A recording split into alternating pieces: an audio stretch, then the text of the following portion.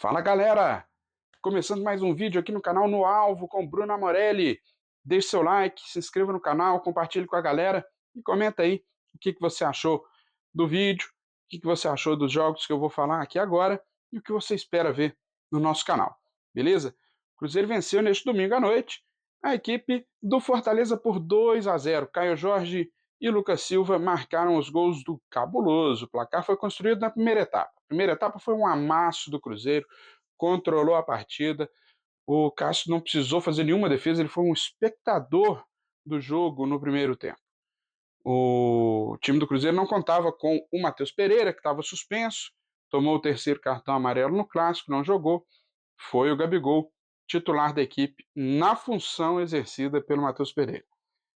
Se deu bem o Gabigol, foi muito bem, criou muitas jogadas, inclusive deu assistência para o gol do Caio Jorge, um passe de primeira, uma jogada de troca de passes rápidas. O Gabigol de primeira só escorou para o Caio Jorge, que deu uma segurada na corrida para não ficar impedido.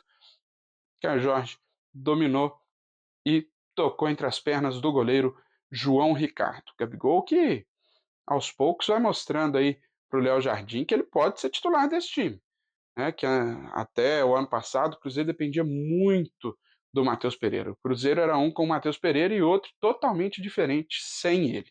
O Cruzeiro era muito dependente do Matheus Pereira na fase ofensiva. Esse ano já não é assim mais. Essa história já mudou. O Cruzeiro não depende tanto mais do seu camisa 10. Tanto é que o Gabigol hoje desempenhou essa função e o time não sentiu falta do Matheus Pereira. O Lucas Silva fez o segundo gol numa jogada individual, ele entrou pelo lado direito, cortou para o pé esquerdo, bateu cruzado, mandou na bochecha da rede, não deu chance para o goleiro João Ricardo, e aí o placar já estava construído na primeira etapa.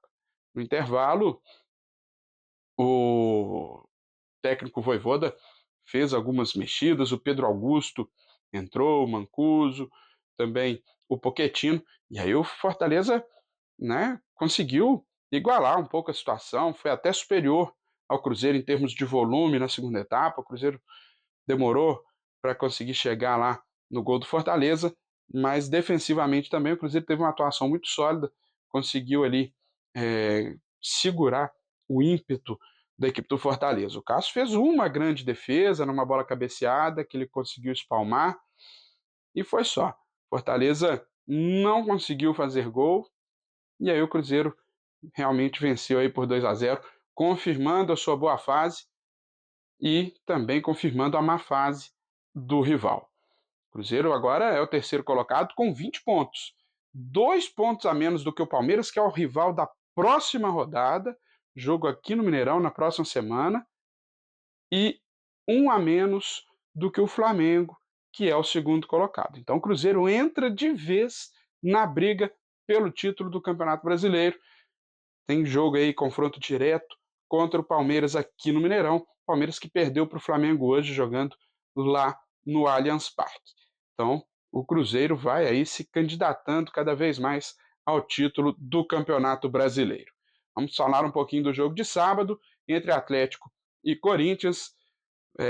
Só finalizando, né, para fechar, o Fortaleza ainda teve um jogador expulso, né, o Pedro Augusto tomou o segundo cartão amarelo depois que ele chegou ali de sola numa dividida com o Christian, foi expulso e aí acabou qualquer chance de reação da equipe do Fortaleza. Aí o Cruzeiro só administrou a vantagem no finalzinho. Agora sim, falando do jogo de sábado, o Atlético e Corinthians empataram na Arena MRV em 0-0. Os times perderam algumas chances, o Thales Magno perdeu um gol na cara do gol, o Rony parou no Hugo Souza, que fez um milagre num chute a queima-roupa do Rony, que recebeu dentro da área, um pouco à frente da marca do pênalti, ele chutou rasteiro, cruzado, e o goleiro Hugo Souza pegou firme, segurou sem rebotes. O Kaká quase fez um gol contra, o Matheus Bidu também quase fez um gol contra, mas o que chamou a atenção foi a arbitragem. O Lianco poderia ter sido expulso na primeira etapa ainda, ele já tinha um cartão amarelo, poderia ter tomado o segundo numa falta em cima do Héctor Hernandes, que foi puxado ali pela camisa, né? O Lianco levou a mão ao peito dele ali e deu uma segurada, e aí o árbitro acabou nem marcando a falta. né, o Lyanco até reconheceu que ele poderia ter sido expulso, o lance era realmente para tomar o segundo cartão amarelo, mas o árbitro interpretou de outra forma e ele seguiu em campo.